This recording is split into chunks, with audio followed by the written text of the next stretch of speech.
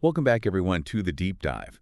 This time, we're going to be taking a deep dive into the Almanack of Naval Ravikant. Okay. And this book is really a collection of Naval's thoughts and ideas on wealth and happiness. And even Tim Ferriss, in the foreword of the book, says that Naval is one of the smartest and most courageous people that he knows. Yeah, that's really cool. Yeah. So, and it's really interesting, too, because he came to this country as an immigrant and actually, kind of spent a lot of time in libraries and Interesting. has just had this kind of unconventional path to success. But one of the big things that kind of stood out to me Okay. is his belief that wealth creation is actually a skill Okay. and not a matter of luck. Yeah. So I thought maybe we could start there. Sure. What are your thoughts on that? Yeah, he kind of argues that anyone can learn these skills. Okay. And one of the key elements that he talks about is the concept of specific knowledge. So think about it this way. It's something that you're just naturally drawn to, Okay. a skill that you kind of pick up effortlessly. Yeah. It could be anything from coding to crafting to understanding a niche market. Okay. That's where you might find your specific knowledge. Interesting. So it's not like something you just learn in school necessarily. Right, yeah. You can't learn that in a classroom. You have to kind of cultivate it through experience and pursuing your passions. Okay. Okay. And then he talked about leverage, too, Right. which I thought was really fascinating. Yes. So he talks about labor, capital, but the one that really kind of caught my eye Okay. was the idea of products with no marginal cost of replication. Yes. And he talks about code and media. Like, think of an online course Okay, yeah. that's created once, and then it can be sold to thousands of people without the creator having to incur additional costs. Oh, I see, I see. That's leverage. So it's not about trading time for money in that traditional sense. Exactly. But about creating something once. Right. And letting it work for you. Yeah. But it doesn't stop there, right? No. He also talks about judgment. Good judgment. He sees judgment as kind of a force multiplier of leverage. Okay. It's the ability to make sound decisions that really make all your efforts pay off. Yeah. And that takes experience, learning those foundational skills and a willingness to just consistently refine your understanding of the world. Yeah, that reminds me, too, of what he calls iterated games. And to me, it sounds a lot like compound interest, but applied to, like, all areas of life. Yeah. So every time you make a good decision, Right. it's like you're earning interest on your reputation Yeah, or skills, and over time, those small wins compound. Compound, exactly. Lead to significant growth. Yeah, and he talks about how that applies not just to your finances, but Right. to your relationships, to your reputation, Your personal growth. your personal growth. Yeah. Everything, really. Everything. It's not just looking for that one-time win, right? Yeah. Right, it's about consistency. Okay. Making smart choices that compound over time and lead to long-term success and fulfillment. But how do you cultivate that kind of judgment? Well, he stresses the importance of accountability and taking ownership. Okay. He believes in taking risks under your own name, building your personal brand, Okay. and putting your reputation on the line. Yeah, that's a little scary. It's crucial. Yeah. I can see how that forces you to be more careful and deliberate with your choices. Right. You're building credibility. Yes. And attracting opportunities by demonstrating competence. Absolutely. I thought it was really interesting, too. I really resonated with his idea of the power of no. Yes. So important today. Like, we're bombarded with options all the time, right? We are, and it can spread you thin and dilute your focus. Yeah. So when you're faced with a tough decision and you can't decide, Naval suggests no is often the best answer. But isn't saying yes to new opportunities important for growth, too? It is, but it's about being intentional. Right. Saying no to things that don't align with your values or goals frees up your time and energy to pursue the things that truly matter. So it sounds like what we're saying is Naval's ideas about building wealth are really about finding your specific knowledge. Yes. Leveraging it effectively. Making sound judgments and being selective with your yeses. And taking ownership. Yeah. Okay, and so he doesn't just stop at wealth, though, right? No, he goes much deeper. He digs into happiness, too. He does. Which I think, building wealth is great, but what's the point if you're not happy? Exactly. So he has a lot to say about that. He does, yeah, and his perspective is pretty unique. One of the key things he talks about is acceptance. Oh, yeah. It's about accepting the things that you can't control and understanding that constantly desiring things you don't have Right. often just leads to dissatisfaction. Okay. And it seems like a lot of his ideas are rooted in kind of Buddhist principles. Yeah, he calls it Rational Buddhism. Okay. He blends the rationality and logic of a Silicon Valley entrepreneur Okay. with those ancient wisdom and practices of Buddhism, Yeah. focusing on self-awareness and inner peace. So that's an interesting blend. But what does that look like practically? Like in everyday life? Yeah. How do you live that out?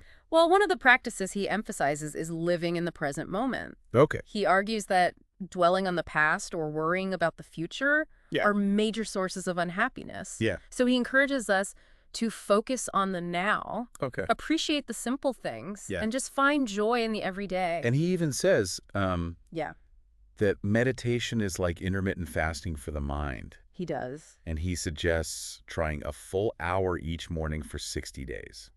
Wow, that's intense. Yeah. Yeah. But he believes our minds, when left unchecked, they become kind of chaotic and restless. Right. So through meditation, we can learn to just observe our thoughts and emotions without judgment, create space between them, and ultimately cultivate a sense of calm and clarity.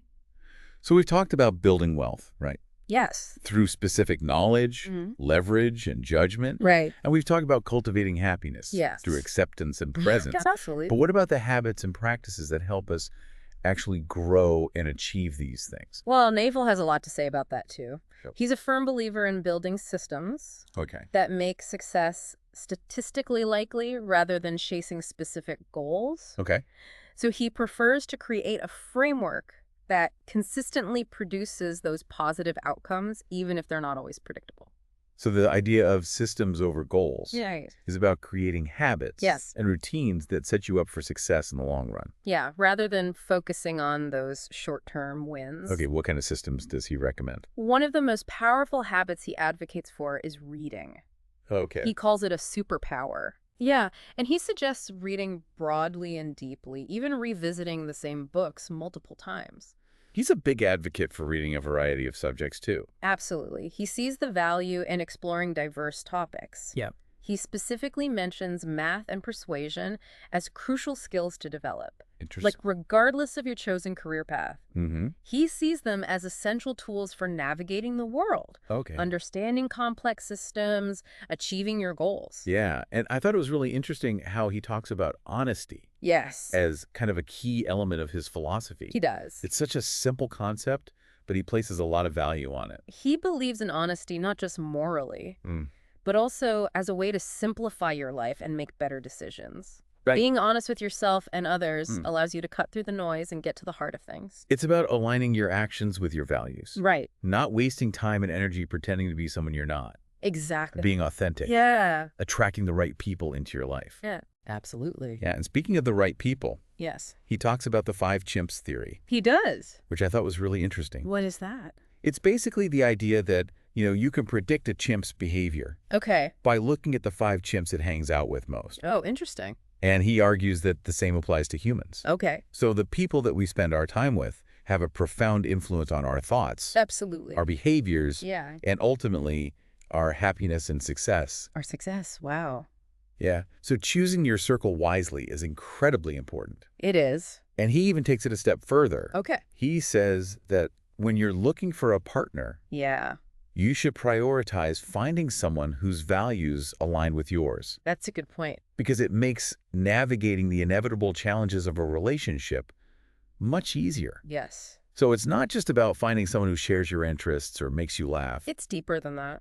It's about finding someone who's on a similar path, Yeah. who shares your core beliefs, and who will support your growth and evolution. I like that. And that brings us back to his concept of rational Buddhism. Yeah. It's about blending the ancient wisdom of Eastern philosophy with a modern understanding of the world. Right. And it's about recognizing that true happiness comes from within, Within. not from external circumstances. Right.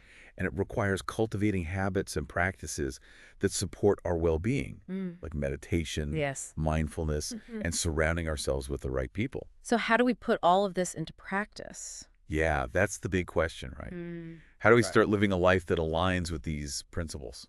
That's a great question, and one that I think we can explore further as we continue to dive into Naval's insights. Sounds good. Yeah. I feel like we've only just scratched the surface of Naval's ideas. There's so much there. He covers so much ground in his work and connects all these different, like seemingly disparate ideas in really thought-provoking ways. It's amazing. Like, for example, Yeah. he sees honesty as a form of leverage.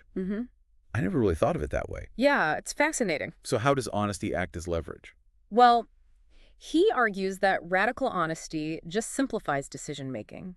It reduces mental clutter, it streamlines your life, and frees up energy to focus on what truly matters. So it's not just about being truthful in your interactions with others. It's about being honest with yourself, too. Okay. About your goals, your values, what you truly want out of life. That self-awareness is really important. It creates a powerful foundation for growth and success. But his ideas don't just apply to, like, personal development. It goes beyond that. They have implications for how we approach business investing, and even our understanding of, like, the world around us. The world around us, definitely. So how do his principles kind of translate into the realms of business and investing? Well, take his emphasis on understanding how wealth is created. Okay. He challenges that whole idea that it's about luck or shortcuts. Instead, he breaks it down into specific knowledge, leverage, and good judgment. And he even says that, like, anyone dropped on a random street in any English-speaking country could rebuild their wealth. Wow. If they had the right skills and mindset. That's a powerful idea. Yeah. It really highlights the fact that wealth creation is a process, a skill set that can be learned and applied regardless of where you start. Yeah. But it's not just about financial wealth for him. Yeah. He's talking about building a life of abundance and meaning where you have the freedom to pursue your passions and make a positive impact on the world. That reminds me of his idea of, like, finding work that feels like play. Oh, yeah, he talks about that. Finding that sweet spot where your vocation and avocation align. It shouldn't feel like a grind. It should be something you genuinely enjoy. And he's a big believer in the internet to make that happen. The internet has made that possible for a lot more people. It's like the ultimate permissionless leverage. Yes. We don't need anyone's approval to get started. Okay. You just create something valuable and put it out there. Yeah. So it's really about, like, identifying your specific knowledge, leveraging the tools that are available to you. The tools are there. And creating something that provides value to others. Exactly. And he doesn't stop there. He keeps going. He challenges that traditional, like... The 40-hour work week. The 40-hour work week. That's an outdated model. Yeah. It's a relic of the industrial age. Like, we're not all factory workers anymore. Exactly. Knowledge workers should function more like athletes. Oh, periods of intense focus followed by rest and recovery. So it's not about just mindlessly putting in the hours. It's about working smart. Okay. Prioritizing those high-impact activities. So you can work really hard. Yeah. But if you're working on the wrong things or making poor decisions, your efforts won't get you very far. It won't matter. It's judgment that really sets successful people apart. Judgment. Yes. And he believes that can be developed. Over time, through experience, continuous learning, commitment to expanding your knowledge base. And that brings us back to... reading. He considers it the ultimate meta skill. Wow. The foundation for developing good judgment. And he even says that, like, reading science, math, and philosophy for an hour a day could put you at the upper echelon of success. Within 7 years. Within 7 years. That's what he says. It's not just about the quantity of reading, though, right? No, it's about quality, too. It's got to be the right books. The right books, the ones that challenge you. Yeah. Expand your worldview. Make you think. Give you those valuable mental models. Yeah. He suggests revisiting the same great books multiple times. Because you glean new insights each time. It's like having a conversation with a brilliant mentor. Every time you pick up a book, yeah, you're absorbing those ideas. Right. Refining your understanding of the world.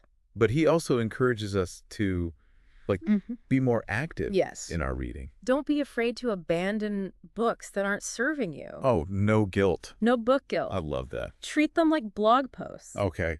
Skim, skip ahead, start in the middle. The goal is to get the value. Extract the value. Yeah. Not to feel like you got to finish it. Exactly. Okay, so how do we take all these ideas and apply them How do we make it real? to our own lives? Yeah. Like, it's one thing to talk about these concepts. Right. But how do we put them into practice? Well, naval advocates for starting small, Okay. building good habits, and being patient. Okay. He favors systems over setting specific goals. Right. Because systems make success sustainable. It's like planting seeds and nurturing them. Over time. And knowing they'll eventually blossom into something. Beautiful. Beautiful. It's not about overnight transformations. Right. Or chasing those quick wins. It's about long-term growth and fulfillment. Okay, so one of the most powerful systems you can create Yeah. involves surrounding yourself With the right people. with the right people. Yeah, the 5 chimps theory. Yeah. Your closest relationships really impact They have a huge impact. your behavior and mindset. Yeah. So create that supportive ecosystem Right. that encourages growth, Mm-hmm. positive change, mutual support. And that brings us back to Rational Buddhism. Rational Buddhism. Finding peace by cultivating indifference Okay. to those things you can't control. Things outside your control. Letting go of attachments, Okay. accepting what is, Mm-hmm. focusing on what you can influence. But how do you just let go? It's a practice. Okay. It's a journey. Mm-hmm. But true happiness comes from within. Not from those external circumstances. So it's about quieting the mind. Quieting the mind through meditation, Mm-hmm. you can start to cultivate that deeper sense of peace and joy. It's always available to you, It is. regardless of what's happening around you. Yeah, it's not about denying those challenges, Right. but approaching them with a sense of, Equanimity. equanimity. Perspective. Yes, and that leads to one of his most thought-provoking ideas. Okay. The idea that desire itself is often the root of unhappiness. Wow. Yeah. But don't we need desire to achieve our goals? He's not saying all desire is bad. Okay. It's about understanding that when we become overly attached to outcomes, Yeah. when we make our happiness conditional on getting what we want, Right. we set ourselves up for disappointment. Attachment is the root of all suffering. That's the saying. Yeah. Things don't always go according to plan, Right. and that's okay. So choose your desires wisely. Yes. And cultivate a sense of detachment from the outcome. Focus on the process. Mm-hmm. Enjoy the journey. Okay. Let go of the need to control everything. So how do we know which desires to pursue The question. and which ones to let go of? How do we make those tough decisions? Yeah. Naval has a suggestion. Okay. When faced with a difficult decision, if you can't decide, Yeah. the answer is probably no. That's interesting. It might seem counterintuitive, It does. but in a world of abundant options, Right. saying yes to everything can lead to distraction, Mm-hmm. overwhelm, Yeah. lack of focus. Okay. So be selective with your yeses, Okay. prioritize what matters, Mm-hmm. commit fully to the things Okay. that align with your values and goals. It's about shifting from that Scarcity mentality, scarcity mentality to abundance. abundance mentality, Yeah. where you trust that the right opportunities Okay. will show up at the right time. And he also talks about shedding your identity Shedding your identity. to see reality more clearly. He's pointing out that our egos Our sense of self Yeah. are often constructed based on our upbringing, Right. our experiences, the messages we get from society. And those identities can limit us. They can really cloud our judgment, prevent us from seeing the world as it truly is. So it's about questioning our assumptions, Questioning, challenging our beliefs, being challenging, willing to let go of who we think we are. to embrace new possibilities. Wow, that's pretty deep. It is. So it's about recognizing that we're not our thoughts Right. or our emotions. We are something much greater. And that process of self-discovery, Yeah. of peeling back the layers, Peeling back the layers. can be incredibly liberating. It can. Yeah. It allows you to connect with your authentic self. Right. The part of you that's not bound by limiting beliefs Right. or societal expectations. And it requires us to be uncomfortable, It to does. face our fears, Face your fears. to challenge those stories that we Yes. tell ourselves. Yes. It's about stepping outside that comfort zone. Yeah. Embracing that journey of self-discovery. And it's fascinating how he blends that introspection That deep introspection. with practical advice for role, like Yeah. navigating the world. A modern world. He's like providing a roadmap A roadmap. for achieving both worldly success and inner peace. He doesn't shy away from the complexities of life. No, he acknowledges the challenges, The uncertainties. the ups and downs. But he offers a framework Yeah. for navigating these challenges with grace, wisdom, and a sense of purpose. Well, it's about taking ownership. Ownership of our lives? Making conscious choices. Conscious choices. Creating a reality that aligns with our values. And our aspirations. It's not about waiting for things to happen. No, it's about shaping our own destinies. But his message is one of hope. Hope and empowerment. He believes that anyone can achieve a life of wealth and happiness. Through specific knowledge, leverage, good judgment, and a commitment to cultivating inner peace. He doesn't promise a quick fix. Yes. Or like a guaranteed path to success. But he provides a set of principles and practices that can guide us towards a more fulfilling and meaningful life. And he encourages us to embrace the journey. Embrace the journey. Enjoy the process. Let's enjoy it. And never stop learning and growing. Never stop learning and growing. He's saying, like, don't just try to win the game of life. Right. Focus on playing it well. Play it well. With integrity and purpose and a sense of joy. I like that. And he doesn't shy away from the reality of death either. No, he sees it as a natural part of life. Yeah, and he actually encourages us to view it as a reminder to make the most of our time. Right. I really like this quote. He said, you're going to die one day and none of this is going to matter. Wow. So enjoy yourself, do something positive, project some love, make someone happy, laugh a little bit, appreciate the moment, and do your work. That's powerful. It really is, right? Yeah. It's a reminder to focus on what truly matters. Yeah, let go of those worries. The anxieties. Embrace the beauty of life. And the fragility. The fragility, yeah. It's a call to live with intention. Yes. Make a positive impact. Make a difference. And leave the world a little brighter than we found it. What's a great way to put it? So this whole deep dive into the Almanack of Naval Ravikant has been quite a journey. Yeah, it has. It's given us a lot to think about. Lots to think about. What one small step can you take today? That's a good question. Inspired by his ideas. Yeah. To move you closer to the life that you want to create. I think it's about taking what resonates. Yeah. And applying it. Applying it to your own life. Yeah, your own unique circumstances. And if you want to explore his work further, yeah, his blog and podcasts and writings. He has so much out there. They are full of insightful nuggets that can challenge you and spark your curiosity. But remember, it's not about blindly following anyone's advice. Even Naval's. It's about finding your own path. Your own path. Yeah, and maybe someday you'll be sharing your own insights with the world. That would be amazing. Inspiring others to dive deep. To dive deep. And uncover those treasures within. I love that. So until next time. Yes. Keep seeking. Keep seeking. Keep learning. Keep learning. Keep diving.